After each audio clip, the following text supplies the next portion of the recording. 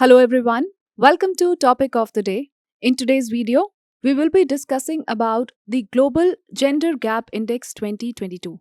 Now recently, the Global Gender Gap Index 2022 was released by the World Economic Forum.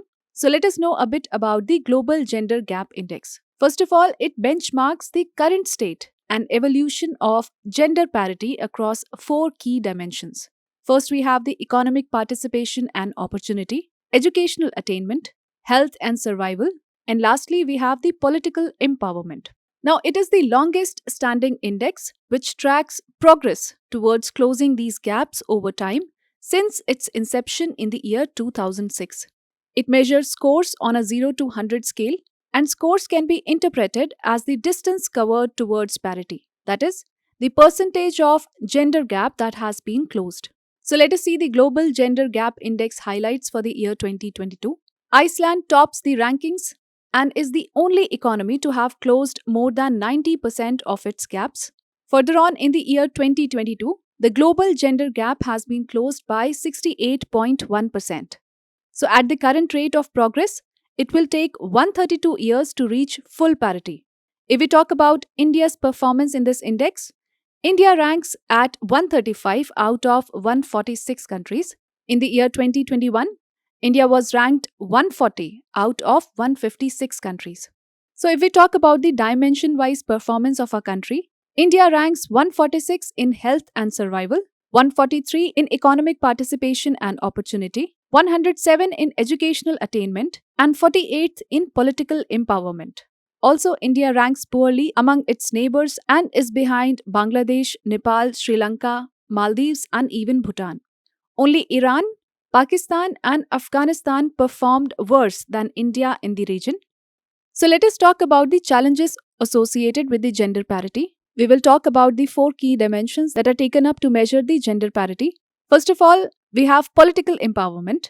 So, politics is often seen as male dominated, and women are discouraged from entering it on the pretext that it is not a feminine profession.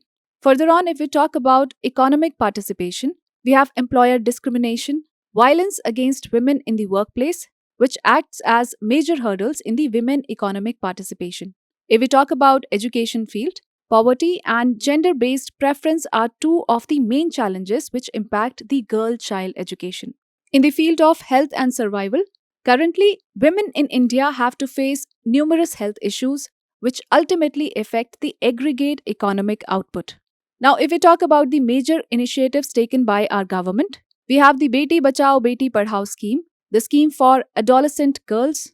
Then we have the Mahila Shakti Kendra, the National Crèche scheme for children of working mothers. Also, we have the Pradhan Mantri Matru Vandana Yojana. So, for a positive way forward, it is imperative to increase representation of women in the leadership positions at all the levels so that women get greater success to jobs and resources. And it is up to the government to move beyond tokenisms and help women overcome the staggering economic and social barriers.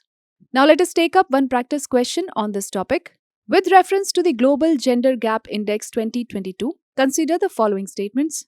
First, it is released by the World Economic Forum. Second, Iceland tops the rankings and it is the only economy to have closed more than 90% of its gap. Third, India ranks poorly among its neighbors and is behind Afghanistan and Sri Lanka. Now, which of the statements given above are correct? You can write your answers in the comment section below.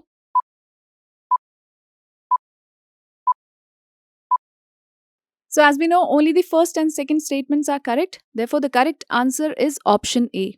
Well, with this, we call it a wrap of today's edition of Topic of the Day. I hope you liked the video. I will see you with some other topic tomorrow. Till then, take care and do stay tuned.